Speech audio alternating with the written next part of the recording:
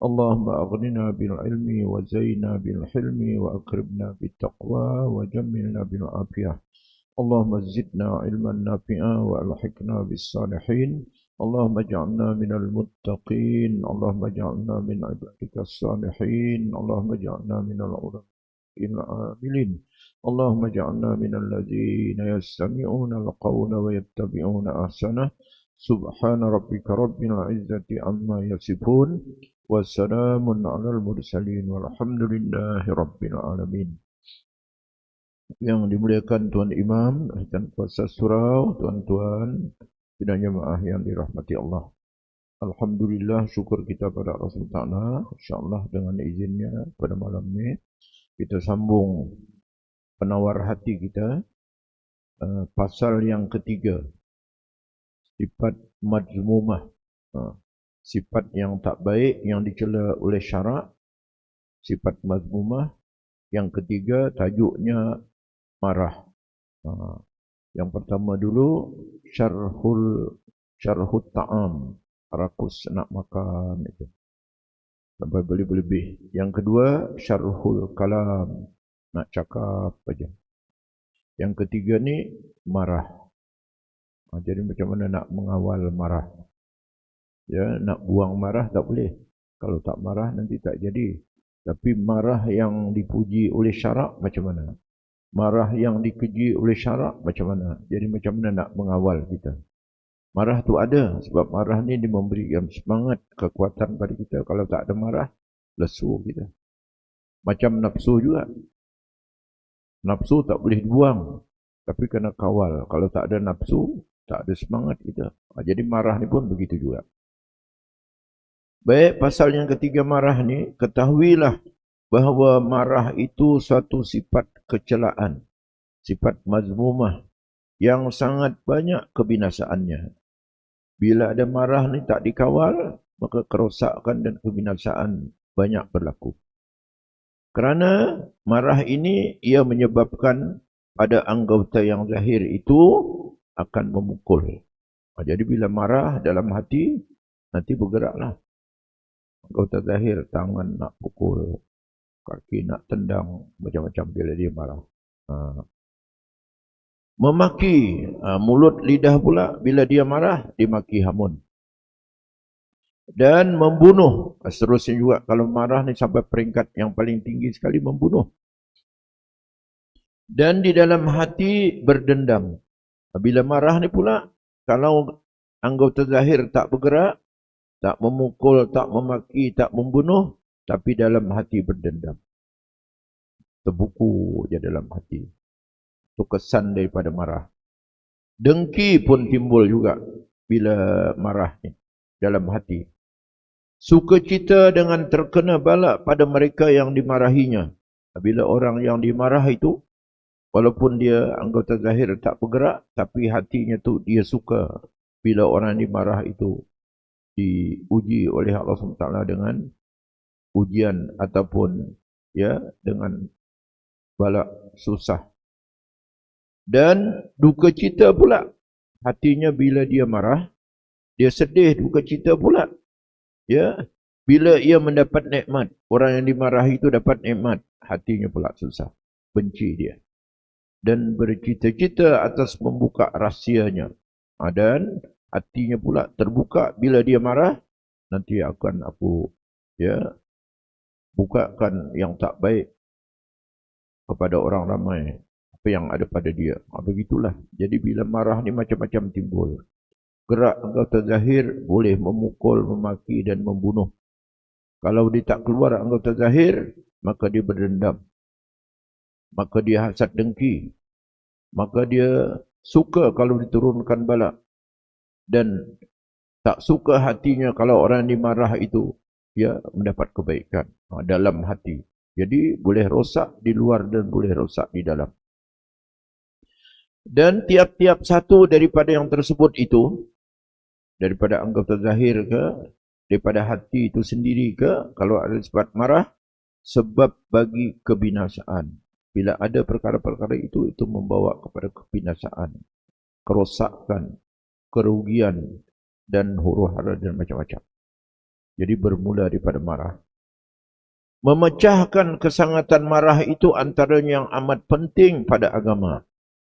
Jadi kita nak memecahkan, bukan nak memadam marah tu. Nak mengurangkan marah, nak menyukat marah tu yang mana yang dibenarkan oleh agama. Yang itu yang susah. Sebab kalau marah tak ada, tak jadi apa-apa. Ya. Oleh itu kata Imam Syafi'i rahimahullah, marahlah pada ketika kamu marah. Tempat yang marah kena marah. Apa di tempatnya? Kalau orang buat maksiat, kita marah. Orang tak baik, kita marah. Kalau orang buat maksiat pun kita setuju, dia tak marah, salah. Itu dalam hadis, ar-ridha bil maksiat, maksiat. Kalau kita reda tak marah pada orang buat maksiat, kita juga berdosa. Ar-ridha bil kufri kufrun. Reda dengan kafir, kita jadi kafir juga. Kafir kita tak suka, marah. Jadi maksiat pun ada kita marah, kafir pun ada kita marah. Itu kata Imam Syafi'i, marahlah pada tempat yang patut kita marah. Jadi marah ni tak boleh buang. Kalau tempat yang patut kita marah, kita tak marah, kamu adalah keldai, kata Imam Syafi'i. Macam keldai. Tapi maaflah pada tempat yang patut kamu maaf. Kena bagi maaf. Kalau orang yang tak maaf, kalau kamu tak maaf, kamu adalah syaitan. Itu bahasa Imam Syafi'i itu. Pepatah ungkapan kata-kata hikmah Imam Syafi'i. Marahlah pada tempat yang patut kamu marah. Kalau kamu tak marah, kamu keldai. Tapi maaflah pada tempat yang patut kamu maaf. Kalau kamu tak maaf, kamu syaitan. Jadi, marah ini tak boleh nak dibuang. Cuma nak memecahkan. Maksud memecah ni nak mengurangkan marah tu. Yang mana yang dibenarkan oleh syarak. Jadi memecahkan kesangatan marah. Yang tak boleh itu, sangat marah itu antara yang amat penting pada agama. Jadi agama dia suruh kurangkan marah tu macam mana. Simpan marah tu. Sabda Rasulullah SAW untuk jadi panduan. Laisa syadidu bis-sar'ati, innama syadidul ladzi yamliku nafsahu indal ghadab. Kata Rasulullah, bukanlah orang yang sangat kuat, sangat hebat itu yang tiada dapat direbahkannya oleh beberapa orang lelaki. Orang yang kuat, orang gagah tu bukan orang yang tak boleh ditumbangkan oleh orang-orang lelaki. Bukan. Itu bukan gagah, bukan kuat tu kata Rasulullah. Katakanlah dia gagah, tak boleh dilawan, tak boleh ditumbang. Itu bukan gagah. Maka Rasulullah bersabda, hanya saja yang sangat kuat itu, orang yang betul-betul kuat, ialah orang yang memiliki dirinya pada ketika ia marah. Patut dia marah, tapi dikontrol marah itu. Itu orang kuat tu. Kalau kuat tak boleh ditumbangkan, belum tentu lagi kuat. Orang kuat tu walaupun dia boleh ditumbangkan orang, tapi pada patut dia marah tu dikontrol marah tu. Dia tak meluap-luap dia punya marah. Jangan diikutkan marah itu, ditahan marah itu. Itu kata Rasulullah, bukan orang kuat yang sebenar, walaupun dia tak dapat direbahkan oleh orang lain, tapi kuat yang sebenar adalah dia dapat menahan, mengontrol keadaan marah itu, jangan dilebihkan, ditahan. Apa arti hadis ini? Artinya ia kuasa menahan dirinya daripada umpama memaki. Walaupun patut dia maki, dia tak maki, dia tahan. Boleh dia maki hamun, boleh. Dan patut dia memukul, dia tahan, dia tak pukul. Marah dia itu ditahan. Pada ketika ia marah terhadap seseorang yang lebih naif daripadanya, orang yang lebih lemah daripadanya, sesuatu yang tak kena, dia marah. Patutnya dimaki hamun, dia tahan, jangan maki hamun. Walaupun dalam tu kita tak suka, dia buat tak baik, jangan maki hamun. Ataupun dia tak pukul orang itu, patutnya dia boleh pukul. Jangan pukul, walaupun dia buat tak baik, tapi dalam hati tahan, jangan sampai gerakkan tangan. Maksud hadis, seorang lelaki berkata kepada Rasulullah, suruhkanlah daku, ya, dengan satu pekerjaan, tetapi sedikitkan. Jadi seorang lelaki minta pada Rasulullah, ya Rasulullah, bagi panduan pada aku, ya, untuk dapat aku mengurangkan, ya, dalam satu pekerjaan, dikurangkan apa dia. Maka Nabi Rasulullah SAW bersabda, yang nak dikurangkan tu apa dia lah, takut apa kata Rasulullah, engkau jangan marah. Maka orang lelaki itu mengulangi lagi permintaannya, ya Rasulullah, bagi aku sesuatu yang aku nak kurangkan apa dia. Rasulullah menjawab kali yang kedua, la taghdab, jangan marah. Hadis ini diriwayatkan oleh Imam Bukhari dan daripada Abu Hurairah. Maknanya marah itu, ya, kalau dapat kita kurangkan, maka Rasulullah, ya, bila laki-laki minta apa Rasulullah yang patut saya kurangkan, kata Rasulullah, la taghdab, jangan kamu marah, jangan kamu marah, jangan kamu marah. Dalam hadis tu dia tanya paraddada miraran, maka lelaki itu tanya 2 kali dia ulang. Bila Rasulullah kata jangan marah, dia kata, ya Rasulullah, bagi aku apa dia yang aku patut kurangkan? Kata Rasulullah, jangan marah. Maksudnya marah itu dikontrol dia. Patut maki, jangan maki. Patut pukul, jangan pukul. Dalam hati kita memang marah, jangan tak ada marah pula. Kalau tak ada marah, jadi keldai, kita Imam Syafi'i pula. Baik, lazimkanlah 2 perkara pada kelakuan marah. Kalau kita pada ketika itu kita marah, apa yang patut kita buat? 2 perkara patut dilakukan. Pada ketika itu kita marah betul, memuncak marahnya. Tapi tak ditahan, jangan dikeluarkan maki hamun di mulut, jangan digerakkan tangan untuk dihayun dan sebagainya. Tahan dalam hati. Jadi apa yang patut dilakukan pada ketika marah? Ada 2 perkara kata ulama. Memecahkannya. Marah itu dipecahkan. Bukan memadamkannya, bukan. Bukan dihilangkan. Dipecahkan, dikecikkan. Kalau dulu besar jadi kecil. Kalau dulu api itu marah, kecikkan. Api itu ada lagi. Api itu marahlah. Nanti kita bincang marah tu tuan-tuan, macam api itulah. Sebab dalam hadis ini kita jumpa al-ghadabu minasyaitan. Marah itu daripada syaitan. Syaitan minan nar, api. Syaitan itu daripada api. Oleh itu kata Rasulullah, wa idza ghadiba ahadukum falyatawadda. Bila kita memuncak marah, cepat-cepat ambil wudu. Ambil wudu. Fa innan nara tutfi'u bil ma, sebab api boleh padam dengan air. Tadi marah kan badan kita, ambil wudu kan, siram dengan air, ambil wudu. Tapi dalam ibadatlah, maka boleh padam api itu. Itu kata Rasulullah. Jadi macam mana bila dalam keadaan kita marah itu, 2 patut kita lakukan. Kita pecahkan marah itu. Kita kecikkan marah itu. Saya tidak bermaksud dengan memecahkan itu, menghilangkannya sama sekali. Jangan dibuang. Marah tu ada. Tapi tahan tadilah. Itu orang gagah tu.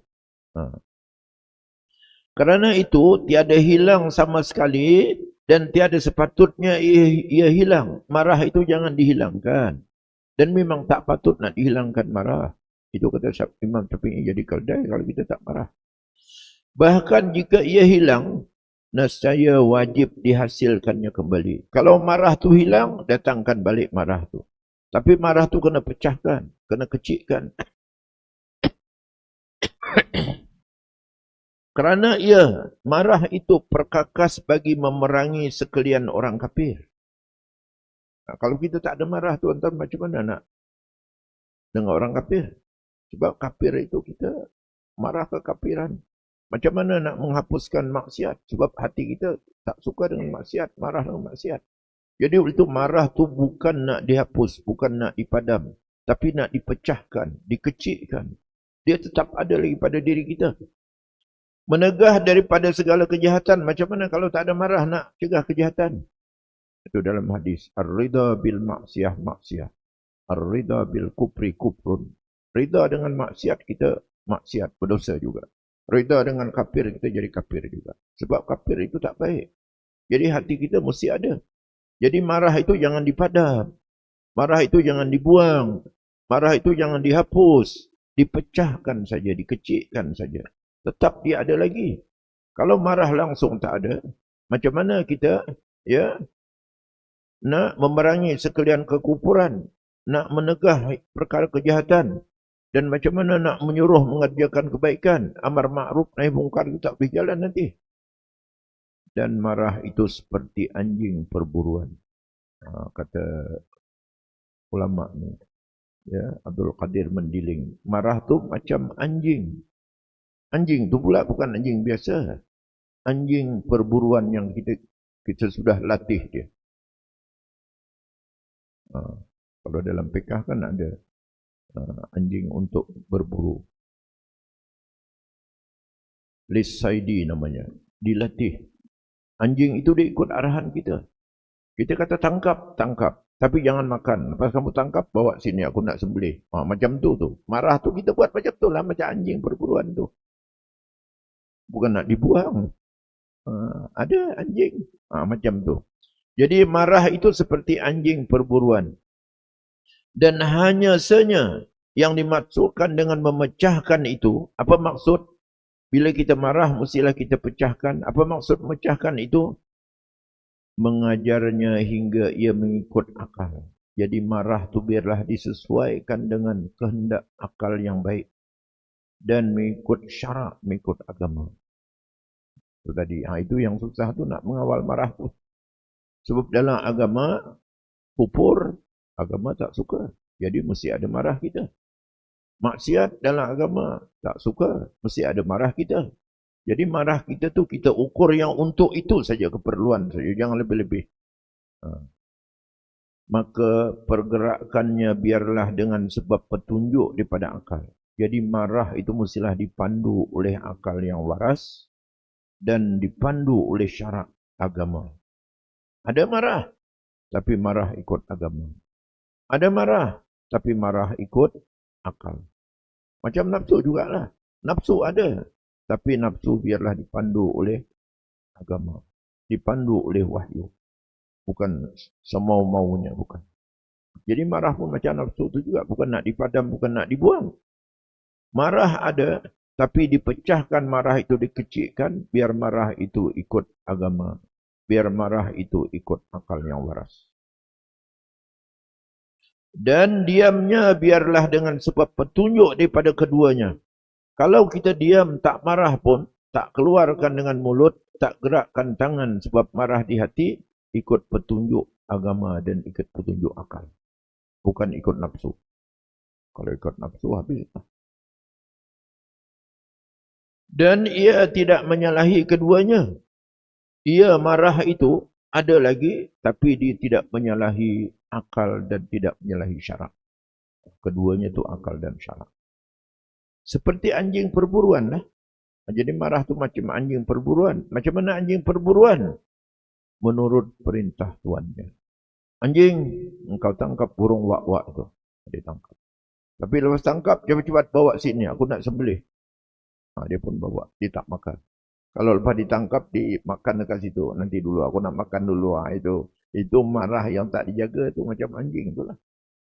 Kalau dijaga, kalau kita kawal, kita didik dia macam anjing itulah.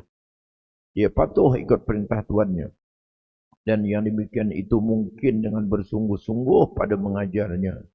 Nak jadikan anjing macam tu, bukan diajarkan sambil lewa. Kena ajar betul-betul, kena latih betul-betul. Itu anjing perburuan. Yang jadi macam tu ikut arahan Tuhan.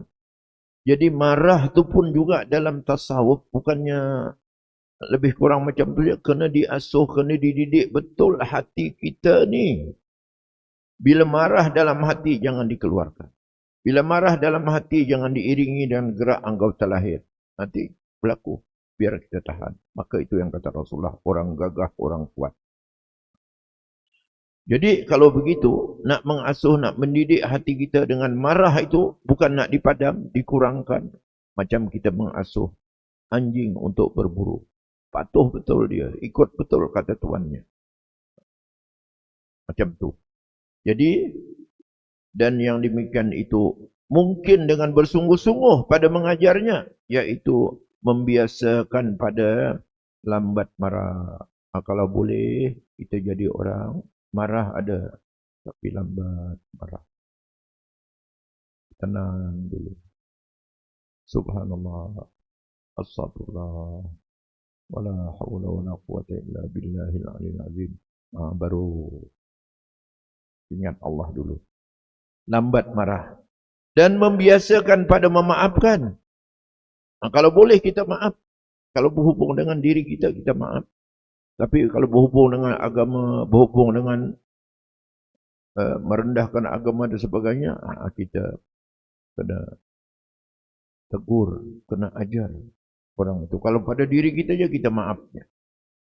Membiasakan pada memaafkannya. Di samping ada berbagai sebab untuk marah.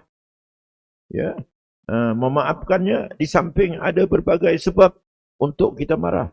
Kalau kita marah juga apa sebab? Sebab dia dengan agama, dengan Allah. Itu kita marah betul. Marah kita juga kena ikut syarak macam mana? Kena betulkan orang itu, kena tunjuk yang benar. Bukan marah-marah saja. Bukan terus hayun dengan tangan saja, bukan.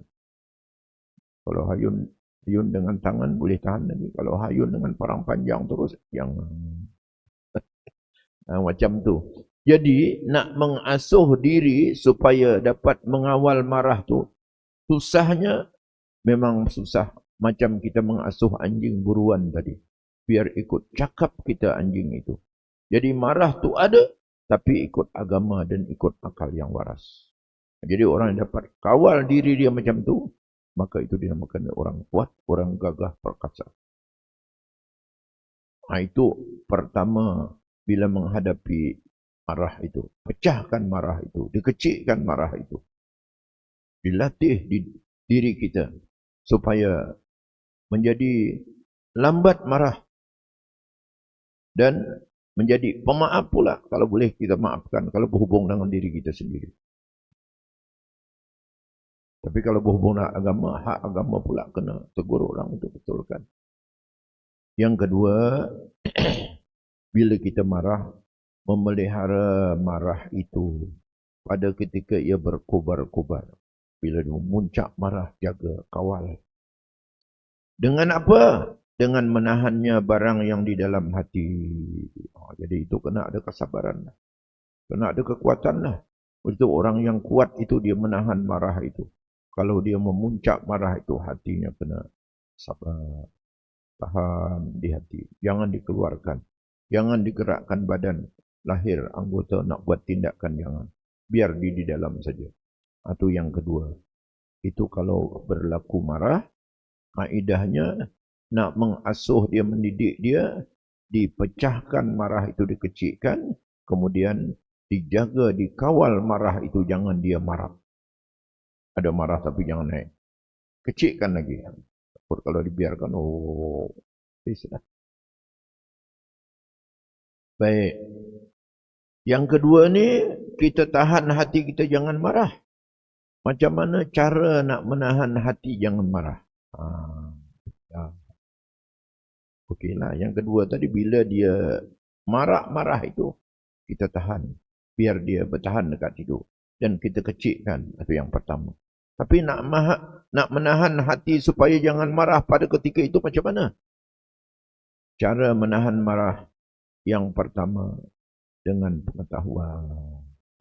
Macam mana nak menahan marah? Macam mana Ustaz aku nak nahan marah ni?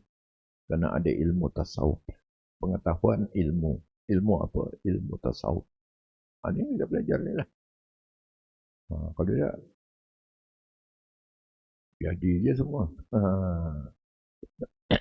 Jadi dengan pengetahuan, ia mengetahui bahawa tiada ada sebab baginya marah. Apa sebab yang kita marah? Melainkan ia ingkar bahawa berlaku sesuatu itu atas kehendak Allah SWT. Atau tengok dalam ilmu tuan-tuan, kalau dibincang, apa juga berlaku, apa sebab kita marah? Tak ada sebab kita marah. Sebab yang berlaku itu semuanya kehendak Allah SWT. Ketentuan Allah. Kalau kembali pada tauhid, ini qada dan qadar Allah SWT. Kalau kita marah dengan yang berlaku itu, maka kita marah ketentuan Allah. Kenapa Allah jadikan macam ni? Jangan. Jadi kita tahu yang kita marah tu bukan Yang di hadapan kita yang nampak itu, yang nampak di hadapan kita itu maknanya ketentuan Allah SWT, itu qada dan qadar. Yang kita marah tu perbuatan orang tu. Itu kena agih dua tu tahu. Katakanlah misalnya dia maksiat. Bukan marah yang buat maksiat. Dia buat maksiat tu ketentuan Allah. Yang kita marah maksiat dia tu. Ini yang kena ilmu, kena jaga tu tahu. Sebab dia buat maksiat itu irada. Itu ketentuan Allah. Tapi dia pilih maksiat, sedangkan Allah tak suruh dibuat maksiat. Dibuat maksiat. Yang kita marah tu maksiat dia tu, bukan orangnya tu. Boleh tak tuan-tuan? Kalau dalam tauhid, kita jangan menyangkal yang berlaku. Apa juga di alam yang berlaku, itu semua ketentuan Allah SWT.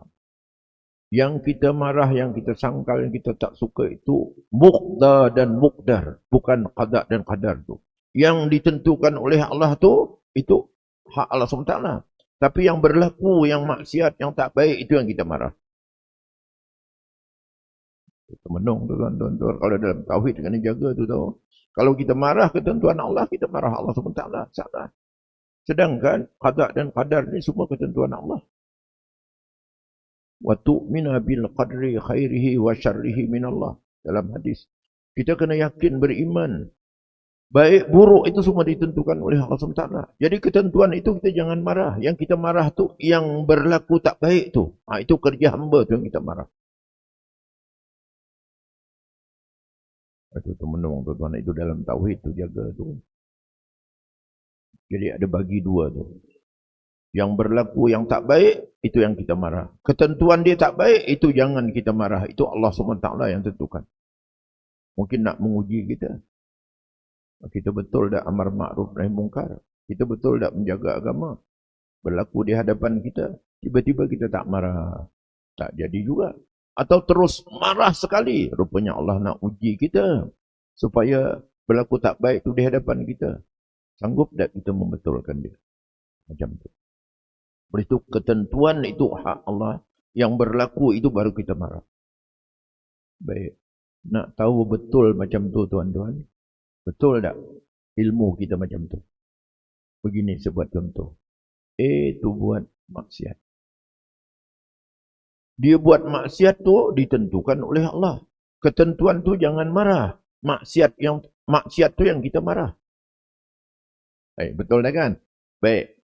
Bila itu buat baik, maksiat dipadam dia bertaubat tak nak buat lagi dia jadi baik, marah lagi kita pada itu. Jangan marah lagi. Yang kita marah maksiat tadi, maksiat dia padam. Jadi bila dia hilang maksiat, tak ada lagi kita marah. Okeylah tu kawan. Baiklah tu dah. Tapi kalau kita marah juga, kamu semalam buat maksiat. Jangan diungkit lagi yang semalam. Dia dah padam dah. Yang kita marah maksiat tu bukan marah yang dia tu. Dia tu ditentukan oleh Allah. Saya buat contoh. Itu yang kita susah tu. Kita kalau kita marah orang buat salah tu, dia bertaubat, dia baik pun lagi kita marah juga. Ini dulu pencuri ni dia kata ni. Dulu dia dah berhenti, jangan disebut lagi. Apa contoh tuan-tuan? Ini dalam sejarah kalau ceramah Maulidi Rasul pula. Rasulullah dengan Sayyidina Umar. Sayyidina Umar sebelum Islam tu musuh Rasulullah dah. Musuh. Tapi bila dia Islam, Rasulullah musuh lagi dah dengan Umar. Macam tu kita kena betul. Itu baru tasawuf namanya. Ini bukan main. Baik. Jadi kena ada ilmu. Apa dia ilmu? Dia ada sebab baginya nak marah tu. Melainkan ia ingkar. Kalau dia marah, ya dengan ada sebab, ya maknanya ingkar bahawa berlaku sesuatu itu asas kehendak Allah SWT. Dia menyanggah kehendak Allah SWT. Itu ketentuan Allah. Itu namanya qada dan qadar. Bukan kehendak dirinya. Atau orang kafir, orang maksiat. Bukan kehendak dia kafir nak maksiat. Tapi Allah tentukan dia kafir. Tapi Allah berikan syariat. Suruh jangan. Larang jangan. Tapi dibuat juga. Jadi maksiatnya yang kita marah. Bukan diri orang itu. Oleh itu kalau orang itu baik, jadi baik balik. Macam Rasulullah dengan Umar lah. Dan ini sehabis-habis jahil. Kalau kita tak tahu membeza di antara qada dan qadar, kalau dalam tauhid, dengan muqda dan muqdar, bahasa Arab. Qada dan qadar itu ketentuan Allah. Muqda dan muqdar itu yang dilakukan oleh hamba tu. Yang itu yang kita marah, muqda dan muqdar. Qada dan qadar yang dimarah. Itu hak Allah SWT. Kalau kita marah habis semua, qada dan qadar marah, muqda dan muqdar marah, itu maknanya kita jahil dalam bab tauhid. Kena ada ilmu pengetahuan. Dan lagi ia mengetahui bahawa marah Allah Ta'ala lebih besar daripada marahnya. Allah lagi marah pada hambanya tu. Lagi besar. Kalau kita salah pula kita marah qada dan qadar Allah SWT, marah Allah pada kita lagi besar daripada marah Allah kepada yang buat maksiat tu. Jadi yang kita marah tu yang maksiatnya tu, bukan ketentuan tu. Kena dipecah, diagih dua tu. Dan limpah kurnia Allah Ta'ala lebih besar beberapa kali ya mendurhaka akan Tuhannya. Jadi kalau kita derhaka pada Allah SWT pun Allah maafkan. Ini kan pula kita bila saja orang buat itu semua habis kita marah semua. Ketentuan Allah pun kita marah. Yang salah dibuat maksiat pun kita marah. Jangan. Yang maksiat ya kita ambil marah. Ketentuan itu Allah punya. Sebab ya kalau kita salah dekat situ nanti murka Allah pada kita lagi besar. Dan limpah kurnia Allah pula lagi luas pula tu. Kalau kita betul pula, kita dapat rahmat dan kurniaan daripada Allah SWT. Maka Allah Ta'ala tiada memarahinya. Dan engkau hendaklah ingat bahawa engkau lebih wajib mengikut perintah Tuhan daripada yang engkau marahi itu mengikut perintah engkau. Sedangkan Allah memberitahu jangan marah pada qadar Allah SWT. Malah disuruh kita ya sabar apa yang ditentukan oleh Allah dan reda apa yang ditentukan oleh Allah. Yang kita marah tu kerja hamba itu. Itu dalam tauhid namanya muqda yang dilaksana. Muqdar yang ditentukannya, yang dibuat maksiat ataupun kafir itu yang kita marah. Jangan qada dan qadar itu kita marah. Sebab nanti kalau kita tersilap, maknanya kita dapat murka Allah lagi hebat daripada yang buat salah dengan Allah SWT. Itu dinamakan dia menahan marah itu. Pertama kita dengan ilmu pengetahuan. Kenapa kita tahan marah? Ini ketentuan Allah SWT. Jadi tenanglah. Tak adalah melenting kita. Lepas tu, bila begitu, yang kita marah tu salah dia. Bila salah dia, kita nasihat dia, kita tunjuk dia, kita ajar dia, kita tegur dia, kita baiki dia. Selesailah masalah. Sebab kita tahu ini ketentuan Allah. Itu tasawuf tu, dah halus dia tu. Kerja hati tu dia kena macam tu. Kena ada pengetahuan, kena ada ilmu, mengagih dua perkara yang berbeza. Tapi ada pada seseorang. Ketentuan itu qadar Allah SWT. Yang dibuat itu yang tak baik, itu yang kerja di itu yang kita marah. Jadi marah itu pula mestilah kita laksanakan mengikut agama. Ikut agama macam mana? Allah suruh bila nampak kita orang buat salah, amar ma'ruf nahi mungkar itulah. Dakwahlah dia, tegurlah dia, baikilah dia. Jangan kita tanya, kenapa Allah SWT ni jadikan orang ni jadi macam ni? Jadi jangan tanya kenapa Allah SWT. Dalam Quran, tuan-tuan, ya, Allah berfirman, la yus'alu amma yaf'al, wa hum yus'alun. Jangan kamu tanya apa yang Allah lakukan. Yang berlaku di alam ni semua perbuatan Allah SWT. Jangan tanya. Wa hum yus'alun. Kita yang kena tanya oleh Allah SWT. Kenapa tak didakwah dia? Kenapa tak dibaiki dia? Kalau bahasanya tu, ini aku nak uji kamu. Kamu orang ada ilmu. Kamu dah tahu. Kenapa tak dibetulkan dan ditunjukkan jalan yang benar? Ini aku menentukan ni untuk menguji kamu. Supaya kamu ni bertugas tak? Misalnya lah. Kalau dia berbunyi lah. Jadi yang berlaku ni sebenarnya ada hikmah.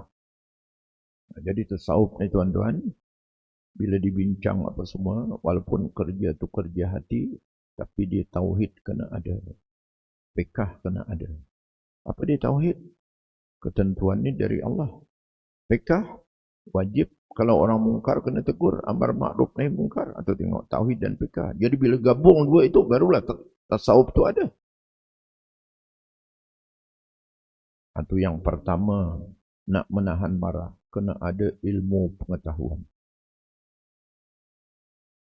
Segala apa yang berlaku di dunia ni ketentuan Allah SWT, baik dan buruk.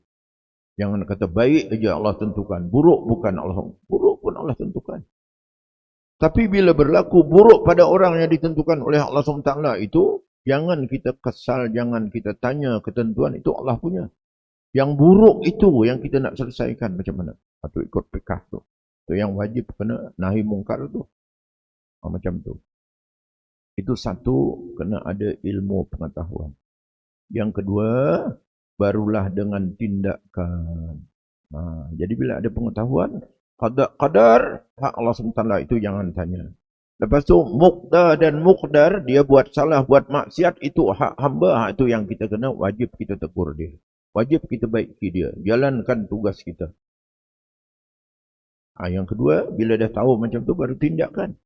Apa tindakan? Iaitu ia mengucap ta'awuz ketika marah. Jadi nak menahan marah, pertama sekali untuk supaya kita lambat marah dan supaya jangan marah. Ta'awuz. A'udzu billahi samiil alim minasyaitonir rajim. Aku berlindung dengan Allah daripada syaitan. Atau a'udzu billahi minasyaitonir rajim macam biasa. Dia ada dua tu. A'udzu billahi minasyaitonir rajim. A'udzu billahi samiil alim minasyaitonir rajim. Tapi minta berlindung kepada Allah SWT. Itu namanya ta'awuz. Ingat kita kepada Allah SWT. Seperti yang datang daripada hadis riwayat Bukhari dan Muslim, kerana marah itu daripada angkara syaitan. Sebab hadis yang saya baca tadi. Al-ghadabu minasyaitan. Asyaitanu minan nar. Pannaru tutfi'u bil ma. Beritu kata Rasulullah, idza ghadiba ahadukum falyatawadda. Marah itu daripada syaitan. Syaitan itu daripada api. Maka api itu boleh padam dengan air. Oleh sebab itu, bila kita marah saja, cepat-cepat ambil wudu. Atau perbuatan, bila bermula daripada ta'awuz tadi, ingat dengan Allah, ambil wudu. Kita bila marah, ambil parang panjang terus. Itu salah leher, kawan. Macam itulah tuan-tuan.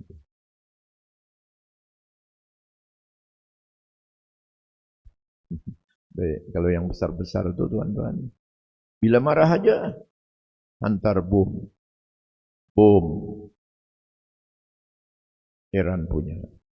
Itu syaitan punya lah tu. Patutnya tengok dulu, tegurlah dulu. Yalah. Mereka mana dia tahu. Donald Trump tu lah. Baik. Itu. Yang kedua, jika marahnya tiada berhenti juga, ambil uduk pun marah memuncak juga dengan perkataan ini. Ya, dengan a'udzubillahi minasyaitonirrajim, tak berhenti juga. Maka hendaklah ia duduk. Kalau dia berdiri, duduk. Jika dia berdiri. Dan hendaklah dia berbaring jika dia duduk. Atau dengan perbuatan. Bila a'udzubillahi minasyaitonirrajim, ambil uduk. Marah juga lagi. Kalau pada ketika berdiri, duduk. Pada ketika duduk, baring. Baring marah juga lagi. Pejamkan mata. Matikan diri. Allah. Itu kaedah perbuatan. Tadi ilmu pengetahuan. Sebab kita nak tahu di mana yang patut kita marah. Jangan semua kita marah. Takut termarah qadar Allah SWT nanti. Jadi perbuatannya, yang pertama, ta'awuz dan ambil uduk. Kalau keadaan kita berdiri, duduk. Kalau keadaan kita duduk, baring. Kalau keadaan berjalan, berhenti. Dan jika tiada padam juga, dah buat dua dah perbuatan, tak padam juga dalam duduk atau dalam baring itu, maka hendaklah ia mengambil air sembahyang. Itu yang disebutkan tadi. Itu tadi perbuatan senang dia. A'udzubillahi minasyaitonirrajim. Bila berdiri, duduk. Bila duduk, baring. Tak hilang juga, ambil air sembahyang. Tak hilang juga, berendam dalam air. Tapi hadis Rasulullah kata, innal ghadaba minasyaitan wa inna syaitan khuliqa minan nar wa inna ma tutfa'un naru bil ma fa idza ghadiba ahdukum falyatawadda. Kata Rasulullah, maksudnya marah itu daripada syaitan dan sesungguhnya syaitan itu dijadikan daripada api dan hanya sesungguhnya dipadamkan api itu dengan air saja. Maka oleh itu apabila marah memarahi seseorang kamu, hendaklah dia berwudu. Hadis Rasulullah SAW. Dan sabda Nabi SAW lagi, tindakan kita, innal ghadaba jumratun fi qalbi ibni Adam, ala tarawna ila jumrati ainaihi wattibakhi au dajihi, faman wajada min zalika syai'an fal yalsik qaddahu bil ardi. Kata Rasulullah. Itu tentang marah tadi pada syaitan. Ini yang kedua hadis menyatakan pada kita, innal ghadaba jumratun fi qalbi ibni Adam, ala tarawna ila jumrati ainaihi wantibakhi au dajihi, faman wajada min zalika syai'an falyalsik khaddahu bil ardi. Sesungguhnya marah itu bara api daripada jantung hati manusia. Jadi marah tu dalam hati tu. Dia macam bara api ada dalam hati jantung kita. Adakah engkau tiada melihat pada kemerahan dua matanya yang bengkak urat lehernya? Oleh itu kalau orang marah, tengok mata dia merah dah. Tengok urat leher dia tegang dah. Pasal dia tu daripada bara api di jantung dia tu, bila dia bara api panas tu dia sampai ke mata merah, sampai ke leher pun tegang. Maka siapa yang terdapat sesuatu daripada yang demikian, ada tanda merah mata, tegang urat leher, maka hendaklah ia perlekatkan pipinya tu dengan tanah. Macam mana nak ubat? Marah juga, ambil uduk pun tak jadi juga. Letakkan pipi itu ke tanah. Kita ni asal daripada tanah. Rendah. Tanah tak ada apa-apa. Macam tu. Sudah berdiri, duduk. Duduk, baring. Baring pun marah juga. Ambil uduk pun marah juga lagi. Maka kita letakkan pipi kita ke tanah. Sebab marah tu adalah api yang marak dalam hati anak Adam. Maka dia akan keluar, matanya merah. Lehernya pun tegang. Maka letakkan pipi ke tanah. Mengaku itu siapa dia dari tanah.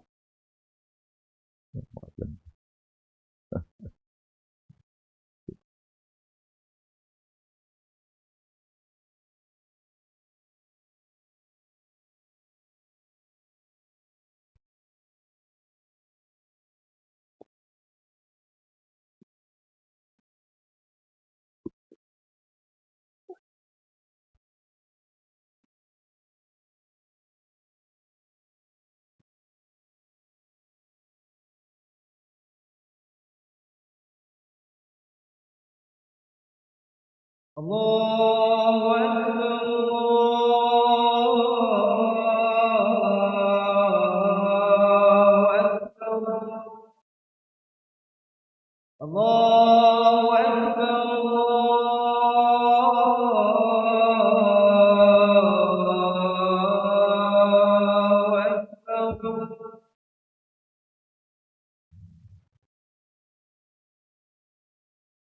أشهد أن لا إله إلا الله.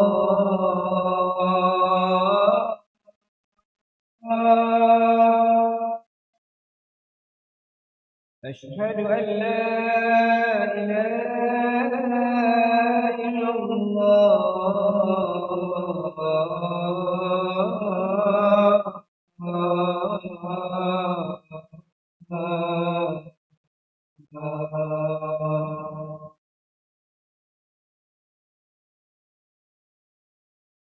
أشهد أن محمدا رسول الله.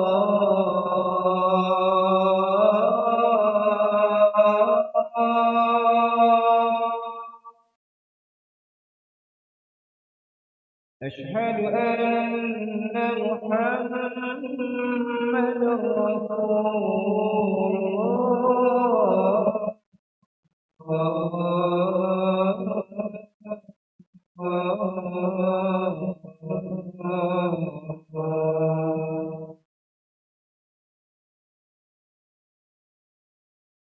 هيا على الصلاة.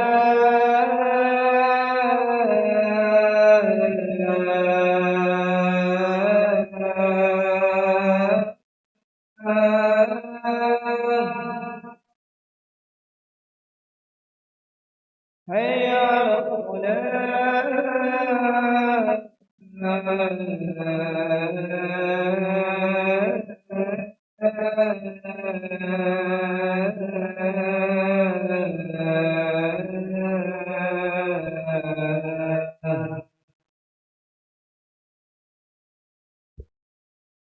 هيا على الفلاح.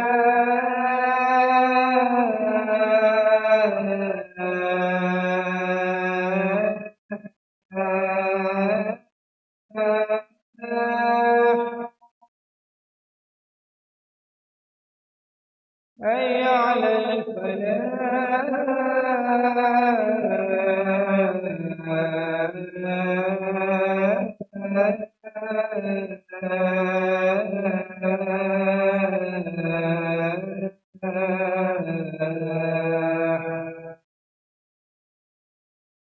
الله أكبر الله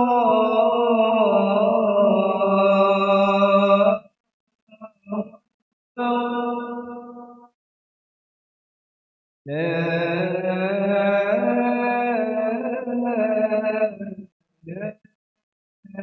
إله إلا الله.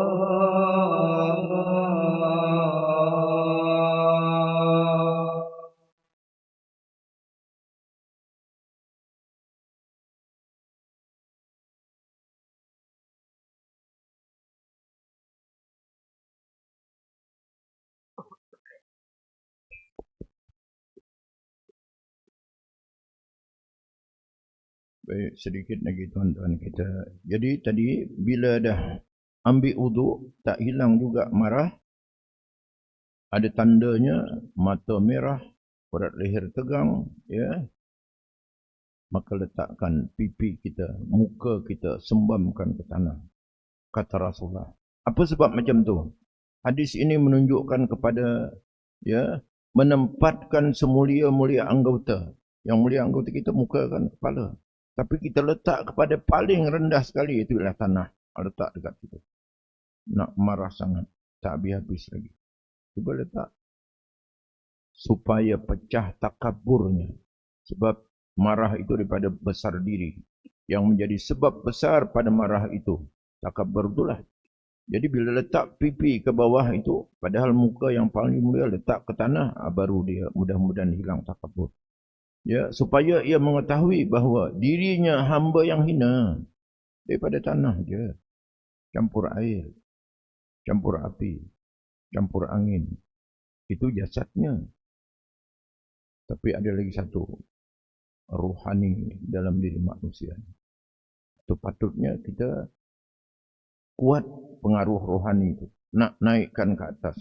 Jangan kuat pengaruh jasmani yang nak turun ke bawah ke bumi je. Macam tu. Letakkan kata biar dia tahu. Dia ada patut ia membesarkan dirinya. Pula kalau baca dalam tasawuf nanti, mengenal diri namanya. Diri kita ni siapa? Allah. Mimma immahin. Daripada setitik air yang hina saja. Baik. Menahan marah kelakuan yang sangat baik kalau dapat tahan. Orang gagah, orang kuat tadi yang dapat menahan. Bukan gagah boleh membanting orang. Gagah boleh tak boleh ditumbangkan orang, bukan. Yang orang kuat itu ialah orang dapat menahan marah. Menahan marah ini adalah sifat mahmudah, sifat terpuji. Dan ketahuilah bahawa menahan marah itu kelakuan yang sangat baik. Allah Ta'ala telah memujinya dalam Al-Quran. Orang dapat menahan marah. Ya, dalam surah Ali Imran ayat 134. wal kaziminal ghaiz, kata Allah SWT, dan orang-orang yang menahan kemarahan, wal afina 'anil nas wallahu yuhibbul muhsinin, orang yang menahan marah dan memaafkan orang lain dan dia itu buat baik, maka Allah suka pada orang yang buat baik. Atau dalam surah Al-Imran ayat 134. Jadi kalau dapat menahan marah, itu adalah sifat terpuji, sifat yang baik. Ayat ni tuan-tuan, sebenarnya ada peristiwa berlaku kepada Sayyidina Ali. Sayyidina Ali karamallahu wajhah bila jadi khalifah, khadamnya bawa makanan pada Sayyidina Ali. Entah macam mana, tersinggul ke apa semua, makanan tu tertumpah ke jubah Ali. Kita marah dah agak-agak. Kalau khadam dah, letaklah gulai dekat jubah kita. Tapi khadam tu, hamba Ali ni dia baca ayat Quran. Wal kaziminal ghaiz. Tahan marah. Kata Ali, aku tak marah. Wal afina 'anil nas. Dan maafkanlah orang yang buat salah. Kata Ali, aku dah maafkan, aku tak marah. Wallahu yuhibbul muhsinin.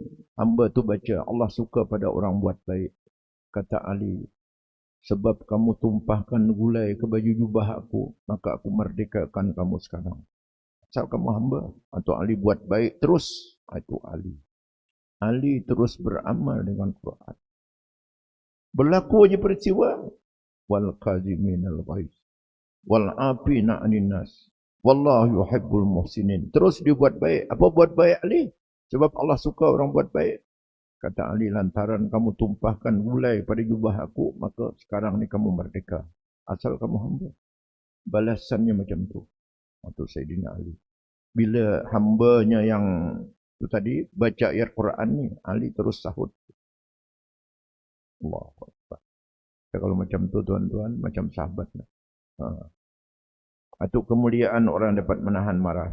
Dan sabda Nabi SAW, man kaduma ghaizan walau sya'a ayyumtiyahu amdahu mala Allahu qalbahu yawmal qiyamati ridan wa fi riwayatin amnan wa imanan. Kata Rasulullah SAW, siapa dapat menahan marah? Siapa yang dapat menahan marah dan jika menghendaki melaksanakannya, nescaya ia berkuasa melaksanakannya. Macam Ali tadi, yang buat salah tu hamba. Kalau dia nak lempang, boleh lempang tu. Kalau nak jual, boleh jual hamba. Dia siapa dapat menahan marah, padahal dia dapat melaksanakan kemarahan dia itu. Dia bukan tak boleh, dia boleh. Nescaya kalau dia boleh tapi dia tak buat, ditahan marah itu. Nescaya Allah Ta'ala memenuhkan hatinya pada hari kiamat nanti dengan keridaan. Ya, Allah berikan keridaan dalam hatinya. Dan juga pada satu riwayat, Allah isi hatinya dengan kesentosaan dan keimanan. Hatinya makin bagus, makin sentosa, makin selamat kalau dapat menahan marah. Sebab marah tadi jumrah bara api dalam hati anak Adam. Kalau dapat kita marah, padam dia, maka hati kita jadi baik aja. Macam Sayyidina Ali tadi lah. Baik, itu kelebihan menahan marah. Itulah dalam tasawuf, macam mana kita nak menahan marah. Ada ilmu kita. Dengan perbuatan, jangan terus ambil tindakan. Jangan maki hamun, jangan terus sayun tangan, jangan. Kita ingat, a'udzubillahi samii'il alim minasyaitanir rajim. Kalau keadaan berdiri, duduk. Keadaan duduk, baring. Tak mau juga ambil uduk. Tak mau juga letak muka ke tanah. Sembamkan muka ke tanah. Mudah-mudahan. Baik, setakat itu dulu tuan-tuan untuk malam ini. Alhamdulillah selesai pasal yang ketiga. InsyaAllah akan datang nanti kita sambung pula pasal yang keempat. Sifat yang tak baik ini yang patut kita kawal, kita jaga. Wallahu a'lam. Kita akhiri dengan surah Wal-Asr. Subhanakallahumma bihamdika asyhadu an la ilaha illa anta astaghfiruka wa atubu ilaik. Subhanakallahumma bihamdika asyhadu an la ilaha illa anta astaghfiruka wa atubu ilaik. Subhanakallahumma bihamdika asyhadu an la ilaha illa anta astaghfiruka wa atubu ilaik. Bismillahirrahmanirrahim. Wal 'asr innal insana fi khusr illa alladhina amanu wa 'amilus shalihat wa tawassaw bil haqqi wa tawassaw bis sabr. Sadaqallahul azim. Assalamualaikum warahmatullahi wabarakatuh.